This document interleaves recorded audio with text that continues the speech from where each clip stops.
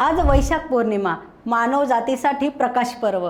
याच दिवशी लुंबिनीमध्ये सिद्धार्थाचा जन्म झाला, बोधगयेत ज्ञानप्राप्ती झाली आणि कुशीनगरात महापरिनिर्वाण। एकाच दिवशी जन्म, ज्ञान आणि निर्वाण, म्हणूनच हा दिवस खास आहे। गौतम बुद्धांनी समतेचा संदेश दिला, जातीभेद, अंधश्रद्धा आणि अन्यायाविरुद्ध आवाज उठवला। त्यांचा संघ सर्वांसाठी खुला होता, स्त्री, पुरुष, राजा, रंक सर्व समान। त्यांचा संदेश स्पष्ट, अत्त दीपो भव, म्हणजेच स्वतःचा मार्ग स्वतःच शोधा, अंधश्रद्धा नको, विवेक आणि अनुभवावर विश्वास ठेवा। याच विचारातून विज्ञानवाद आणि मानवतेचा पाया रचला गेला। बुद्धांचा संदेश आजही तितकाच महत्त्वाचा, शांतता, समता आणि प्रज्ञेचा मार्ग।